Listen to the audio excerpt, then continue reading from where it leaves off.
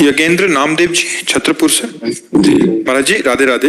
महाराज जी आपने कहा है कि नाम जप से कई जन्मों के शुभ अशुभ कर्मों के फलों का नाश होता है, फिर ये भी कहा है कि प्रारब्ध को अवश्य में भोक्तव्यम। ये दोनों बातें अब इसमें देखो भाई, प्रारब्ध किसे कहते हैं जान जाओगे तो प्रश्न का समाधान हो जाएगा।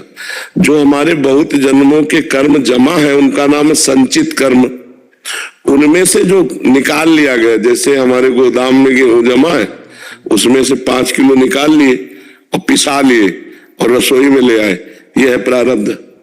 और वो जो जमा है वो है संचित, और अब जो कर रहे हैं उसे क्रियमाण कर रहे हैं।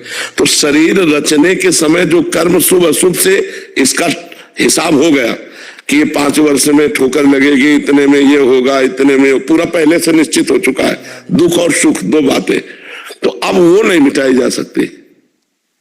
पीछे जो गोदाम उसमें आग लगा दिया, आगे जो फसल इसमें आग लगा दी ज्ञान के द्वारा।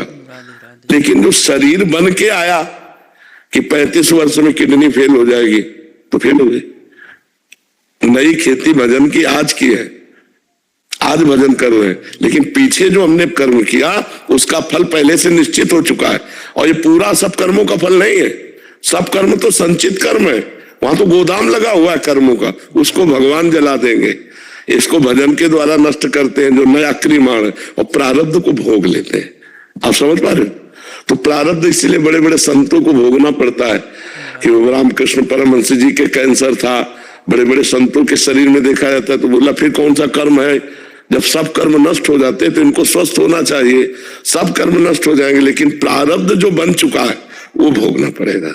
इसीलिए बड़े बड़े संतों के जीवन में रोग कष्ट विपत्तियां देखी जाती हैं। जो बहुत भजनानंदी, जो दूसरों के कष्ट निवारण कर सकते हैं, वो खुद कष्ट में पड़े देखे जाते हैं। जी।